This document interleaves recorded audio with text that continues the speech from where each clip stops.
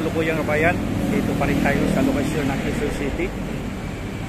Umiikot lang tayo kabayan. Nakailang ikot na rin ako.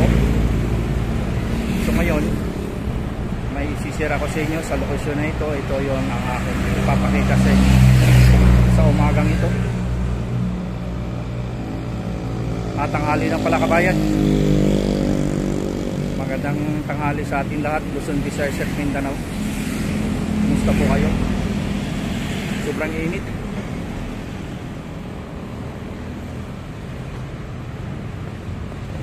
Miguel up shoutout sa lahat, Luzon, Visayas at Mindanao. Once again, sa ating mga kababayan na mga OFW, TikToker members at Linear Corp, kumusta po kayo? Sa ating mga kababayan na mga senior citizen, kumusta po kayo sir, ma'am? Miguel up shoutout sa inyo.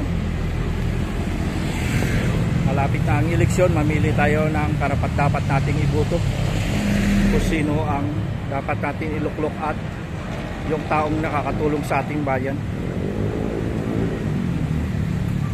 Neutral lang tayo kabayan, no? Wala tayong pinapanigan at hindi ko rin sasabihin sa inyo kung sino ang iboboto ko para walang hassle,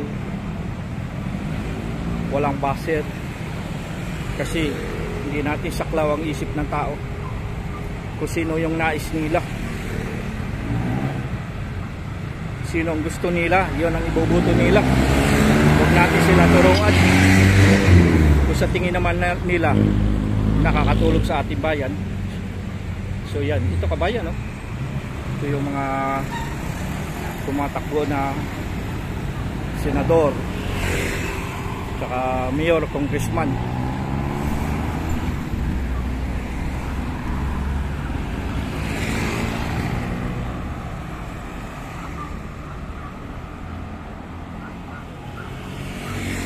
Pero bago ko tapusin ang aking pagbablog, don't forget to subscribe my channel, PD Vlogs.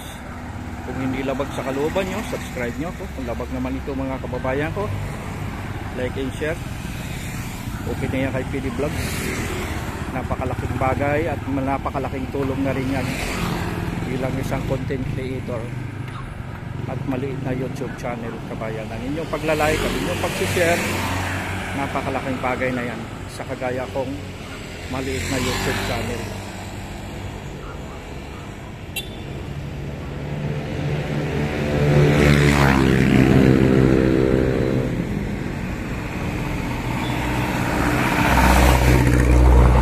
Traffic update dito sa location ng Quezon City, particular dito sa Quirino. Magandang tanghali sa lahat, Miguel up shoutout sa lahat. Kumusta? Sa lahat na may mga birthday, happy birthday.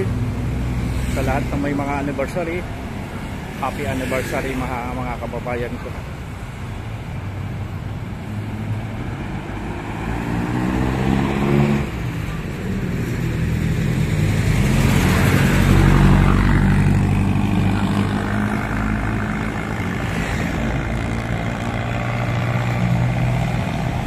Nakailang ikot na rin ako kabayan.